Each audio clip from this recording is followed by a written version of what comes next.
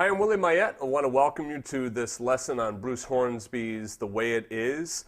If you're watching this on YouTube or another video site, I'm not going to put the whole lesson up there. If you'd like to get a free trial to my site, just go back to pianowithwillie.com and you'll be able to get a 7-day trial to the site and check out some more of the lesson. Now, let me just start. First of all, you can hear the way I just played the song. It's not exactly the way Bruce Hornsby played the song.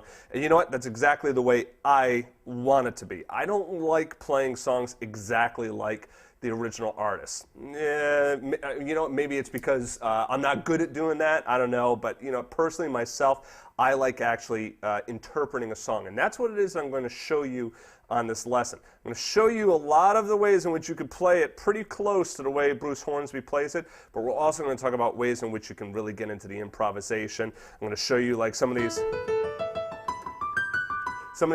lines that Bruce, Mr. Hornsby ends up playing, and I'm also going to break it down so you understand why they work and how to create your own improvisational lines. Of course, there's going to be sheet music along with the video. In fact, I think I got maybe about 4 or 5 pages of sheet music right now.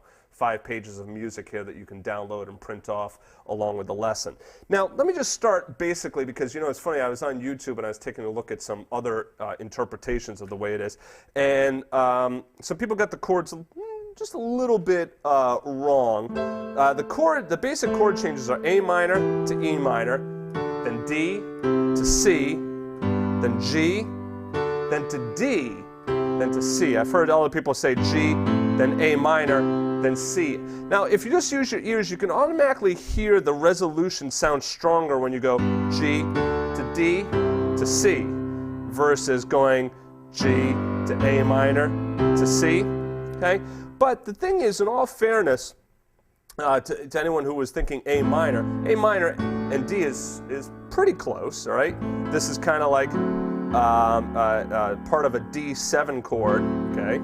But the thing that's neat is that you could play the A in the left hand and play a D chord in the right hand. This is what we call this alternate bass note or slash chords. This would be considered a D over A chord.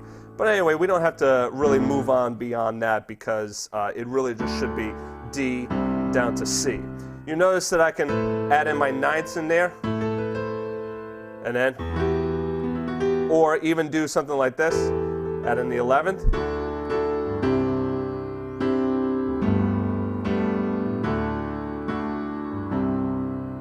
And then the other section is G, F, C. And what's happening here, what's interesting is it starts in the key of G. This is 2 minor to 6 minor, 5, 4, then 1, 5, 4. And if you were to just wanted to end the song, this wouldn't sound resolved. That would sound resolved. That would sound like the end of the song. However, when we go to this section, now that sounds resolved to C because we're moving to the key of C for a minute, right? And this is the 5, 4, 1. G chord, F, G, F major 7, and then G major triad with the 9th. But anyway, like I said, we're going to get into all of this more in the lesson. I just wanted to upload this particular intro video up to YouTube, so you know you can get some different ideas in which to work with. Another nice trick that I do in the lesson, but also in the interpretation here, is to add in that 9th to that chord. So like that's a real nice big fat sounding E minor chord there. Okay? And then somebody might argue, well, wait a second, how's that even an E minor chord when you don't have the 3rd in there? I could put the 3rd in there, but guess what? I can still, it's implied. If I really wanted to make it clear, I could do that. Okay.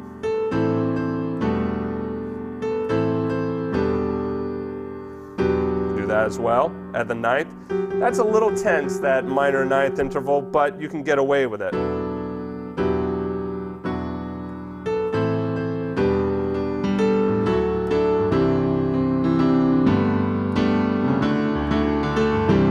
All right, now, this lesson is not really for a beginner. You should probably go through my lesson on rock piano basics or the lessons that I've done on Piano Man or or Elton John, probably before you do this. Because the thing is, this gets a little bit syncopated in this lesson. Some of the stuff, there's a lot more 16th notes in the improvisation during this lesson as well. So anyway, that's it. I hope you come back to the site, check it out, pianowithwillie.com. You can take a trial and you can see some more of this lesson. And if you're a member of the site, stay tuned because we'll be working through the next chapter in a second.